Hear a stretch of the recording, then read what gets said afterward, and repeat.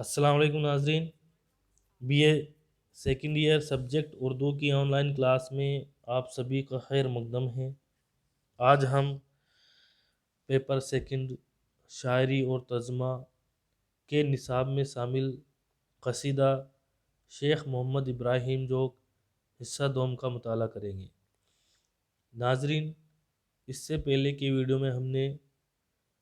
شاعر شیخ محمد ابراہیم جوگ کا تعارف، ان کی حالت زندگی، ان کے کلام کی خصوصیات اور ان کے قصیدے درمد ابو ظفر بہادر شاہ کے ابتدائی اشعار کا مطالعہ کیا تھا، جس میں ہم نے جانا تھا کہ بہادر شاہ ظفر کے دربار میں استاد شاعر شیخ محمد ابراہیم جوگ نے یہ قصیدہ بادشاہ سلامت کی مدح سرائی میں لکھا ہے۔ جب وہ بیماری سے صحت یاب ہوئے تھے، صحت مندی عطا ہوئی تھی، تو اس کی خوشی میں جب محل میں دربار میں جشن کا ماحول تھا، تو اس وقت ذوق نے یہ قصیدہ ان کی مدح سرائی میں لکھا تھا۔ آج کے اس ویڈیو میں ہم قصیدے کے حصہ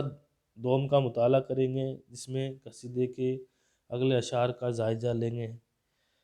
ہم نے کل کے ویڈیو میں جانا کہ کس طرح بہادر شاہ ظفر کے بیماری سے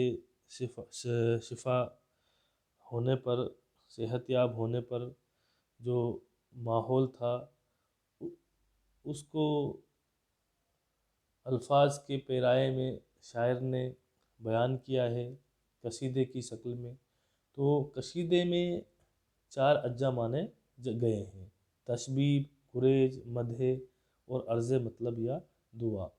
تو کل کے ویڈیو میں ہم نے قصیدے کے جو ابتدائی اشعار ہوتے ہیں تشبیب کی شکل میں،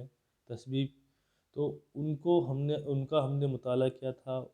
جس میں موسم بہار ہے یا کسی قصے واقعے کی طرف شاعر اشارہ کرتا ہے۔ تو کل کے اس ویڈیو میں ہم نے جو تشبیب کے شعر پڑھے تھے، اس میں ہم نے اسی کے بارے میں موسم بہار اور باغ پھول پھل کے بارے میں ہم نے پڑھا تھا۔ تو آج کا جو حصہ ہے قصیدے کا، اس میں ہم گریز اور مدح کے شعر ہم پڑھیں گے۔ اس میں کیونکہ تشبیب کے بعد جو قصیدے کا اگلا جز ہے وہ گریز ہوتا ہے، اور گریز کے بعد مدح، اور آخری جز جو ہوتا ہے وہ عرض مطلب یا دعا ہوتا ہے، جس میں شاعر جس شخصیت کے اوپر قصیدہ لکھا گیا ہے اس کے لیے دعائیں فرماتا ہے۔ تو آج کے اس ویڈیو میں ہم گریز اور مدح کے شعر ہم پڑھیں گے۔ قصیدے کا پہلا شعر ہے: موتیا بند آنکھ میں اپنی جو رختی ہے صدف، اب رکھے ہیں روشنی مسلے دل اہل صفا۔ شاعر فرماتے ہیں کہ شہزادے کے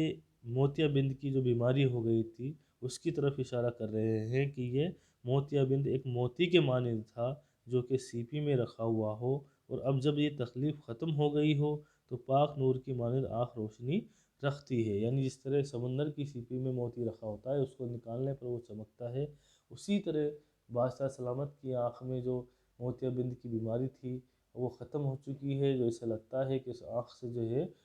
بند کا موتی نکال دیا گیا ہو، روشنی بالکل صاف نظر آ رہی ہو۔ اگلا شعر ہے: آ گیا اصلاح پر ایسا زمانے کا مزاج، تا زبان خام ابھی آتا نہیں حرف دوا۔ شاعر فرماتے ہیں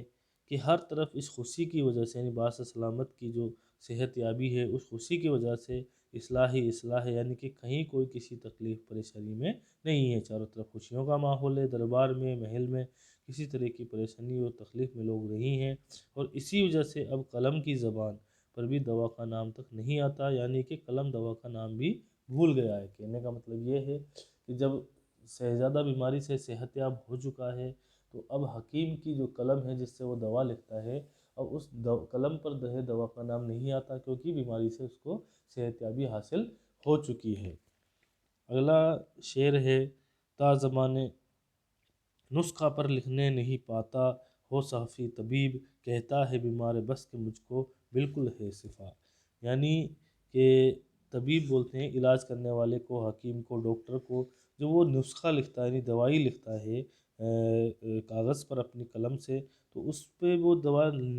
لکھ ہی نہیں پاتا، کیونکہ مریض پہلے ہی اس بیماری سے چھٹکارا پا جاتا ہے اور کہتا ہے کہ مجھے کوئی بیماری ہے ہی نہیں، میں مکمل طور پر میں شفا حاصل ہو چکی، یعنی اس طرح کا جو ہے ماحول جو ہے میل کے اندر ہے، اور اس کی وجہ یہی ہے کہ شہزادہ جو ہے بیماری سے صحت یاب ہو چکا ہے، اس لیے حکیم بھی جو ہے اب دوا نہیں لکھ رہے ہیں، اور ایسا ماحول ہے۔ اگلا شعر ہے، فرق چاہا یا تک ایذائے بدن سے، درد نے درد کے جو حرف ہے وہ آپ ہی ہے سب جدا۔ شاعر فرماتے ہیں کہ اسی صحت افزا ماحول میں درد بدن سے ایسے دور ہو گیا ہے جسے تھا ہی نہیں، بالکل اسی طرح سے جیسے درد لفظ کے حروف الگ الگ ہو تو کبھی ملتے نہیں، ایسے ہی درد بدن سے جدا ہو گیا ہے۔ شاعر نے اس شعر میں درد الفاظ کے جو حروف ہے ان کو تشبیہ دیے بدن کے درد سے، جس طرح درد الفاظ میں دال، رے اور دال، یہ 3 حروف سے مل کر درد لفظ بنتا ہے، اسی طرح جو ہے وہ درد اس میں آپس میں حروف ملتے نہیں ہیں، اس لفظ میں سارے الگ الگ رہتے ہیں، اسی طرح جو ہے اب وہ بدن سے جو درد ہے وہ دور ہو گیا ہے۔ اگلا شعر ہے، لا گرو کو ہو کمال تاب و طاقت، یہ شتاب کیسے 2 ہفتہ ہلال ایک شب میں ہو بدر زا۔ شاعر فرماتے ہیں کہ لاغر اور کمزور لوگ جو بالکل کمزور ہے، بیماری میں مبتلا ہے، لاغر ہے، تو ان کو فوری طور پر طاقت اور توانائی مل جاتی ہے دوا سے، لیکن بالکل اس طرح سے ابتدائی مہینے، جس طرح سے بتایا کہ ابتدائی مہینے میں چاند نہایت کمزور اور باریک ہوتا ہے اور 14ویں کی رات میں وہ کامل مکمل اور روشن شدہ ہو جاتا ہے۔ تو اس شعر میں شاعر نے جو ہے بیمار میں مبتلا لوگ، کمزور لوگ، لاغر لوگ کو دوا سے جو فوری طور پر طاقت ملتی ہے اس سے تشبیہ دی 14ویں کی چاند سے، جیسے 14ویں کی چاند جو ہے ابتدائی طور پر بالکل باریک ہوتا ہے، پھر دوسرے دن، تیسرے دن ایسے کر کے 14ویں دن جا کر وہ پورا مکمل ہو جاتا ہے اور اپنی پوری روشنی آب و تاب کے ساتھ دیتا ہے۔ اسی طرح جو بیمار لوگ ہوتے ہیں، کمزور لوگ ہوتے ہیں، لاغر لوگ ہوتے ہیں، دوا کا اثر ان پہ دھیرے دھیرے کرتے ہیں اور 10-15 دن میں جا کر وہ بالکل پوری طرح سے صحت یاب ہو جاتے ہیں۔ اگلا شعر ہے، صبح صادق کے ہیں گوسر میں سفیدی آ گئی، لیکن اس پیری میں بھی صادق ہے ایسی اشتہا۔ اچھا شعر ہے، شاعر فرما رہے ہیں کہ صبح صادق کو جو تشبیہ دی ہے وہ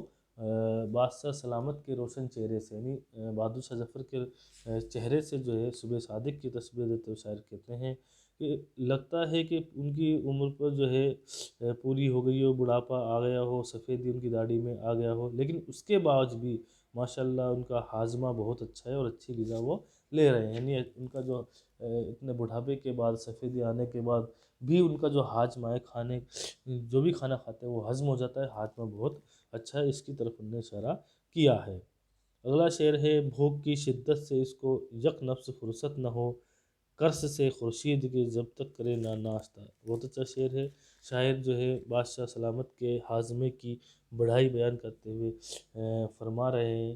کہ ان کے بھوک کا عالم یہ ہے، یعنی بادشاہ سلامت کو بھوک کا عالم یہ ہے کہ جب تک وہ قرص خورشید، کہنے کا مطلب یہ سورج نکلنے سے پہلے الصبح جب تک وہ ناشتہ نہ کر لے تو انہیں بالکل بھی جو ہے کوئی چیز اچھی نہیں لگتی، چین نہیں ملتا، آرام نہیں ملتا، اور بھوک کی شدت سے وجہ سے وہ بے قرار رہتے ہیں۔ تو ان کے ناشتے کا جو وقت مقرر ہے وہ الصبح خورشید، سورج نکلنے سے پہلے کا ہے۔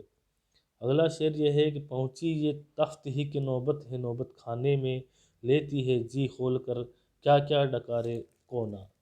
یعنی کہ جس طرح ہر چیز خالص اور ہر طرح کے عیوب سے پاک ہو جاتی ہے، اس کے اعلان کے لیے نوبت خانے میں، نکار خانے میں بات پہنچی ہے، اور اس کے اظہار کے لیے طبل اپنی بلند آواز میں اس کا اظہار کر رہے ہیں۔ کہنے کا مطلب یہ ہے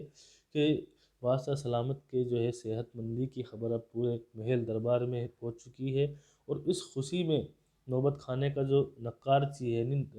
طبلہ بجانے والا ہے، وہ اپنی بلند آواز کے ساتھ طبلہ بجا کر اپنی خوشی کا اظہار کر رہا ہے۔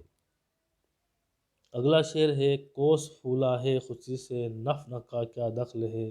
جو حباب اس کے نہیں مطلق شکم میں امتلا۔ کہنے کا مطلب یہ ہے کہ شہزادے نے غسل صحت کیا، یعنی وہ بیماری سے صحت مندی کی طرف آئے ہیں، تو اس کے اعلان کے لیے اب نقار بج رہے ہیں، یعنی طبلہ بجانے والا طبلہ بجا کر اپنی خوشی کا اظہار کر رہا ہے، اور وہ بالکل اس کا پیٹ پھولا ہوا ہے، تو اس کا پیٹ جو پھولا ہوا طبلہ بجانے والے کا، وہ بدہضمی کی وجہ سے نہیں بلکہ خوشی کی وجہ سے ہو رہا ہے، اور وہ اپنی خوشی میں جو ہے طبلہ بجا رہا ہے۔ اگلا شعر ہے کہ حزم کامل اس قدر مادہ نے پہنچایا بہم، زیدہ یوس میں جو حلق ہے اتری رضا۔ شاعر کہتے ہیں کہ بہترین آب و ہوا کی وجہ سے ہاضمہ بالکل شہزادے کا درست ہے،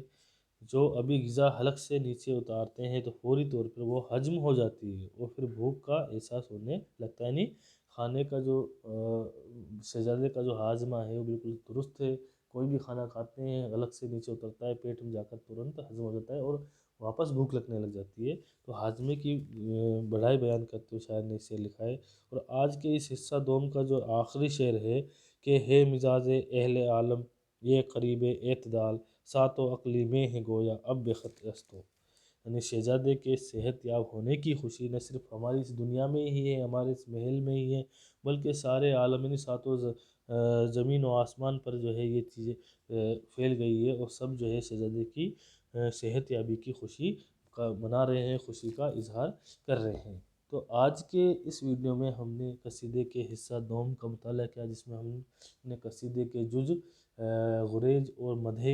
کے جو ہے ہم نے اشعار کا جائزہ لیا۔ شکریہ ناظرین۔